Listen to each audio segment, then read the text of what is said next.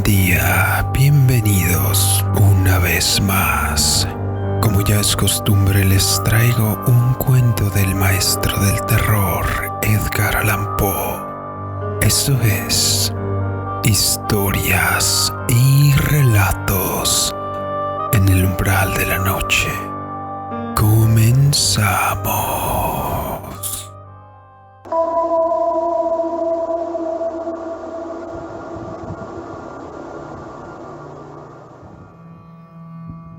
La máscara de la muerte roja.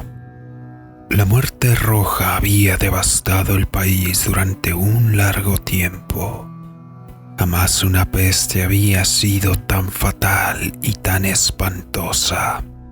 La sangre era encarnación y su sello, el rojo y el horror de la sangre. Comenzaba con agudos dolores, un vértigo repentino y luego los poros sangraban y sobrevenía la muerte.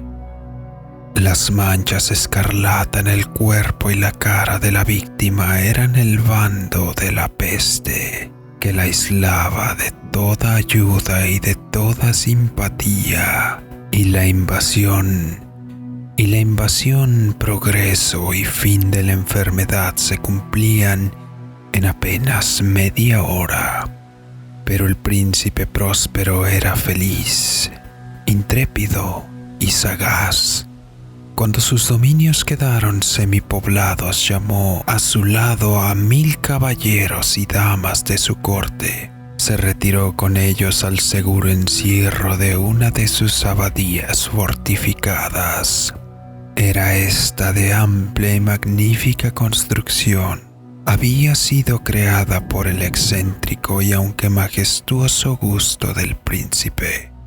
Una sólida y altísima muralla la circulaba. Las puertas de la muralla eran de hierro. Una vez dentro, los cortesanos trajeron fraguas y pesados martillos. Soldaron los cerrojos. Habían resuelto no dejar ninguna vía de ingreso o de salida a los súbditos. Impulsos de la desesperación o del frenesí. La abadía estaba ampliamente aprovisionada. Con precauciones semejantes, los cortesanos podían desafiar el contagio y que el mundo exterior se las arreglara por su cuenta. Entretanto, era una locura afligirse. El príncipe había reunido todo lo necesario para los placeres. Había bufones, improvisadores, bailarines y músicos, hermosura y vino. Todo eso y la seguridad estaban del lado de adentro. Al cumplirse el 5º o 6º mes de su reclusión, y cuando la peste hacía los más terribles estragos, el príncipe próspero ofreció a sus 1000 amigos un baile de máscaras de la más insólita magnificencia. Aquella mascarada era un cuadro voluptuoso, pero permitan que antes les describa los salones donde se celebraba. Eran 7, una serie imperial de estancias. En la mayoría de los palacios, la sucesión de los salones forma una larga galería en línea recta, pues las dobles puertas se abren hasta adornarse con las paredes, permitiendo que la vista alcance la totalidad de la galería. Pero aquí se trataba de algo muy distinto. ¿Cómo cabía esperar del amor del príncipe por lo extraño? Las estancias se hallan dispuestas con tal irregularidad que la visión no podía abarcar más de una a la vez. Cada 20 o 30 metros había un brusco recodo y en cada uno nacía un nuevo efecto. A derecha e izquierda, en mitad de la pared, una alta y estrecha ventana gótica daba un corredor cerrado que seguía el contorno de la serie de los salones. Las ventanas tenían vitrales cuya coloración variaba con el tono dominante de la decoración del aposento. Si, por ejemplo, la cámara de la extremidad oriental tenía tapicerías azules vívidamente azules, eran sus ventanas. La segunda estancia ostentaba tapicerías y ornamentos purpúreos, y aquí los vitrales eran púrpura. La tercera era enteramente verde, lo mismo que los cristales. La cuarta había sido decorada e iluminada con tono naranja, mientras la quinta con blanco, la sexta violeta y el séptimo aposento aparecía completamente cubierto de colgaduras de terciopelo negro que abarcaban el techo y las paredes, cayendo en pliegues sobre una alfombra del mismo material y tonalidad. Pero en esta cámara el color de las ventanas no correspondía a la decoración. Los cristales eran escarlatas y tenían el color de la sangre. A pesar de la profusión de ornamentos de oro que aparecían aquí y allá o colgaban de los techos, en aquellas 7 estancias no había lámparas ni candelabros.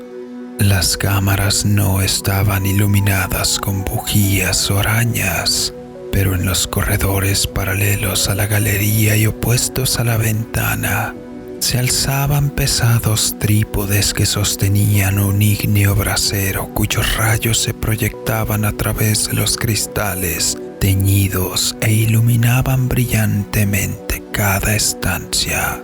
Producían en esta forma multitud de resplandores tan vívidos como fantásticos, pero en la cámara del poniente, la cámara negra, el fuego que a través de los cristales de color rojo sangre se derramaba sobre las sombrías colgaduras producía un efecto terriblemente siniestro. Daba una coloración tan extraña a los rostros de quienes penetraban en ella que pocos eran lo bastante audaces para poner ahí sus pies. En este aposento, contra la pared del poniente, se apoyaba un gigantesco reloj de ébano. Su péndulo se balanceaba con un resonar sordo, pesado, monótono, y cuando el minutero había completado su circuito, la hora estaba por sonar. De las entrañas de bronce del mecanismo nacía un tañido claro y resonante lleno de música, mas su tono y énfasis eran tales que a cada hora los músicos de la orquesta se veían obligados a interrumpir momentáneamente su ejecución para escuchar el sonido. Las parejas danzantes cesaban por fuerza sus evoluciones. Durante un momento en aquella alegre sociedad reinaba el desconcierto. Y mientras aún resonaban los tañidos del reloj, era posible observar que los más atolondrados palidecían y los de mayor edad y reflexión se pasaban la mano por la frente, como si se entregaran a una confusa meditación o un sueño. Apenas los ecos cesaban del todo, livianas risas nacían en la asamblea. Los músicos se miraban entre sí como sonriendo de su insensata nerviosidad, mientras se prometían en voz baja que el siguiente tañido del reloj no provocaría en ellos una emoción igual. Mas al cabo de 73.600 segundos de tiempo que huye, el reloj daba otra vez la hora y otra vez nacían el desconcierto, temblor y meditación. Pese a ello, la fiesta era alegre y magnífica. El príncipe tenía gustos singulares. Sus ojos se mostraban especialmente sensibles a los colores y efectos. Desdeñaba los caprichos de la mera moda. Sus planes eran audaces y ardientes. Sus conceptos brillaban con bárbaro esplendor. Algunos podrían haber creído que estaba loco. Sus cortesanos sentían que no era así. Era necesario oírlo, verlo y tocarlo para tener la certeza de que no lo estaba. El príncipe se había ocupado personalmente de gran parte de la decoración de las 7 salas destinadas a la fiesta. Su gusto había guiado la elección de los disfraces. Grotescos eran estos. A no dudarlo, reinaba en ellos el brillo, el esplendor, lo picante y fantasmagórico. Veíanse figuras de arabesco con siluetas y atuendos incongruentes. Veíanse fantasías delirantes como las que aman los locos. En verdad, en aquellas 7 cámaras se movía de un lado a otro una multitud de sueños. Aquellos sueños se contorsionaban en todas partes, cambiando de color al pasar por los aposentos y haciendo que la extraña música de la orquesta pareciera el eco de sus pasos. Mas otra vez suena el reloj que se alza en el aposento de terciopelo. Por un momento todo queda inmóvil. Todo es silencio salvo la voz del reloj. Los sueños están helados, rígidos en sus posturas, pero los ecos del sonido se pierden. Apenas han durado un instante y una risa ligera, a media sofocada, flota tras de ellos.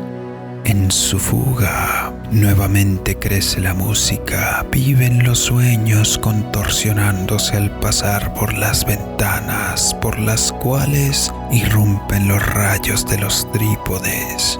Mas en la cámara que da al oeste ninguna máscara se aventura, pues la noche avanza y una luz más roja se filtra por los cristales de color sangre. Aterradora es la tiniebla de las colgaduras negras, y para aquel cuyo pie se posa en la sombría alfombra, brota del reloj de ébano un ahogado resonar mucho más solemne que los que alcanzan a oír las máscaras entregadas a la lejana alegría de las otras estancias. Congregábase densa multitud en estas últimas, donde afiebradamente latía un corazón de la vida. Continuaba la fiesta en su torbellino hasta el momento en que comenzaron a oírse los sonidos del reloj anunciando la medianoche. Cayó entonces la música, como ya había dicho. Las evoluciones de los que bailaban se interrumpieron y, como antes, se produjo en todo una sensación angustiosa. Mas esta vez el reloj debía sonar 12 campanadas, y quizá por eso ocurrió que los pensamientos invadieron en mayor número las mediaciones de aquellos que reflexionaban entre la multitud entregada a la fiesta.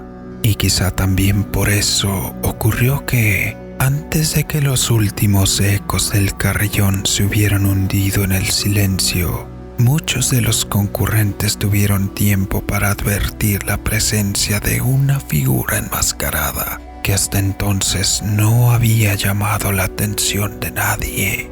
Y, habiendo corrido en su susurro la noticia de aquella nueva presencia, se alzó al final un rumor que expresaba desaprobación, sorpresa y, finalmente, espanto, horror y repugnancia. En esta asamblea de fantasmas como la que acabo de describir, es de imaginar que una aparición ordinaria no hubiera provocado semejante conmoción. El desenfreno de aquella mascarada no tenía límites, pero la figura en cuestión lo ultrapasaba e iba incluso más allá de lo liberal del criterio del príncipe. En el corazón de los más temerarios hay cuerdas que no pueden tocarse sin emoción. Aún el más relajado de los seres, para quien la vida y la muerte son igualmente un juego, sabe que hay cosas con las cuales no se puede jugar. Los concurrentes parecían sentir en lo más hondo que el traje y la apariencia del desconocido no revelaban ingenio ni decoro. Su figura alta y flaca estaba envuelta de la cabeza a los pies en una mortaja. La máscara que ocultaba el rostro se parecía de tal manera al semblante de un cadáver rígido que el escrutinio más detallado se habría visto en dificultad para descubrir el engaño. Cierto, aquella frenética concurrencia podía tolerar, si no aprobar, semejante disfraz, pero el enmascarado se había atrevido a asumir las apariencias de la muerte roja.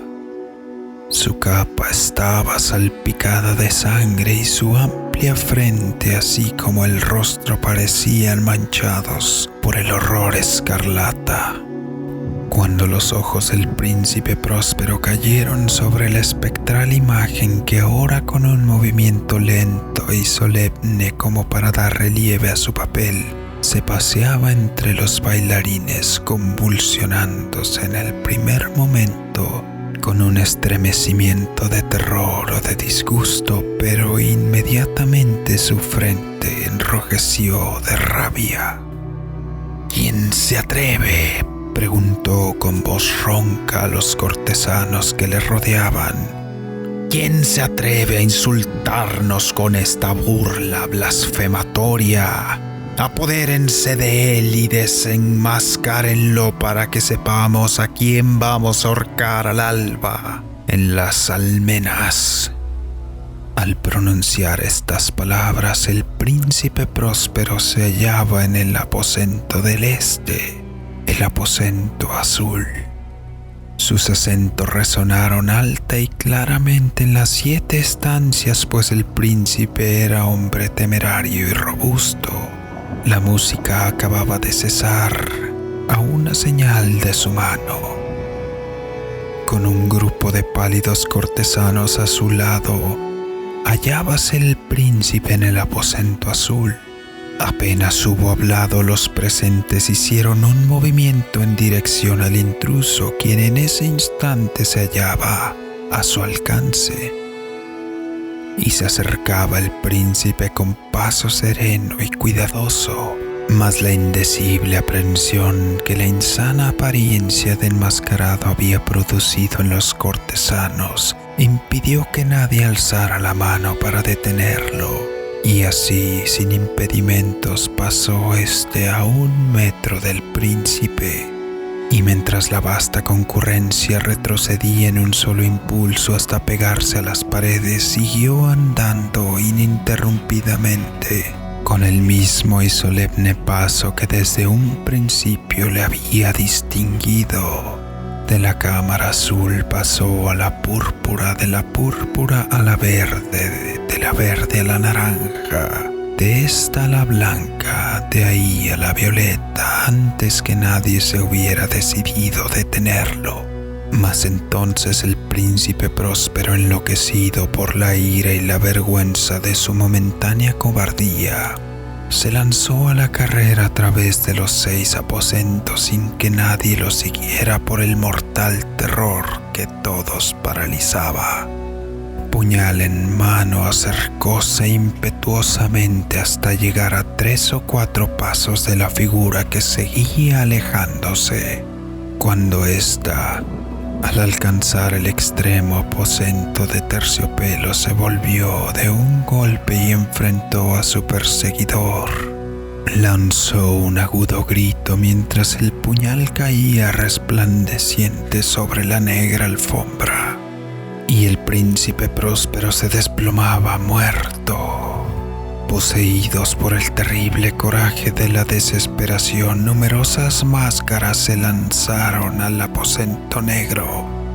pero al apoderarse del desconocido cuya alta figura permanecía erecta e inmóvil a la sombra del reloj de ébano, retrocedían con inexpresable horror al descubrir que el sudario de la máscara cadavérica que con tanta rudeza habían aferrado no contenía ninguna figura tangible, y entonces reconocieron la presencia de la muerte roja. Había venido como un ladrón en la noche y por uno y por otro cayeron los convidados de las salas de orgía, manchados de sangre, y cada uno murió en la desesperada actitud de su caída. La vida del reloj de ébano se apagó con la del último de aquellos seres, y las llamas de los trípodes expiraron, las tinieblas y la corrupción y la muerte roja dominaron todo.